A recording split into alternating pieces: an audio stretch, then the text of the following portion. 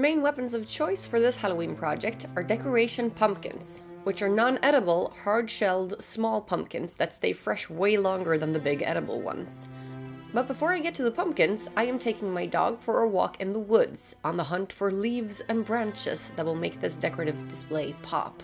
I look for branches that have broken off on their own, so that I'm not disturbing the trees. Also, the more dead-looking they are, the better they work for Halloween anyway. And for this time of the year, beautiful leaves like these are very easy to find, so it didn't take long for me to have a full bag loaded with glorious autumn goodies. Half of the leaves and branches were then spread out across a newspaper-dressed table to dry off while I started working on the pumpkins. Or half of them rather, as I'm showing you two versions of this decoration in this video. For the first version, the decoration pumpkins need to be painted, and my color of choice is of course black. I start off by covering my workspace in newspapers so that I protect the furniture, then I place the pumpkins onto the newspaper and get out this multifunctional black coloring spray.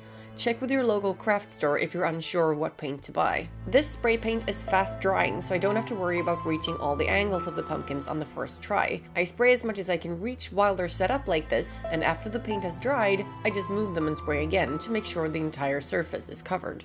Once the paint is dry, I am getting out these Halloween spiderweb bowls to start putting everything together. The leaves I'm using here are still slightly damp, which means that they haven't hardened and won't break as they're placed into the round bowl. I'm covering the bottom of the bowl with the leaves, making sure the pointy ends are exposed.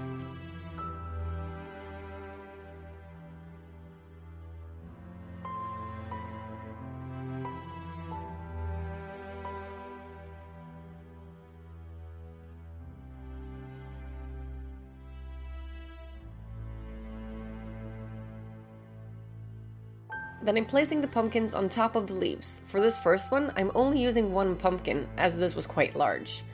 And then getting out whatever branch pieces I want to use to make it even more woodsy and alive. And then I'm just tweaking that until I'm happy and ready to place the piece where I want it to go. The first piece I am placing next to the skeleton cat that I got from a Halloween store, and I'm using a light strand throughout both the cat and the pumpkin display, as we keep the rest of the lights pretty dim during this beautiful dark season.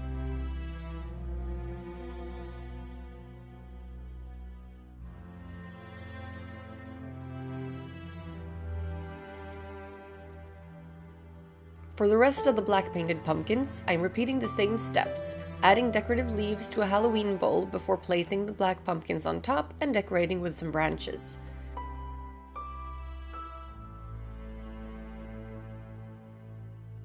And then finding a good spot to place it. This one I placed with a bunch of my favorite all year round decorations, because in our house, we don't just like the creepy stuff for Halloween. For the second pumpkin setup, I am once again getting out that black spray paint, but this time I am painting the leaves and branches, which is why I needed to let them dry first. I am separating these pumpkins into 3 displays, using white plates as the base.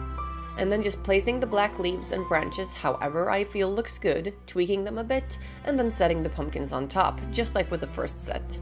Adding additional details on top of that. I also made a couple of white leaves just for the fun of it, which I added to one of the setups. And there you have it, black leaves and colorful pumpkins, gorgeous by candlelight or light strands.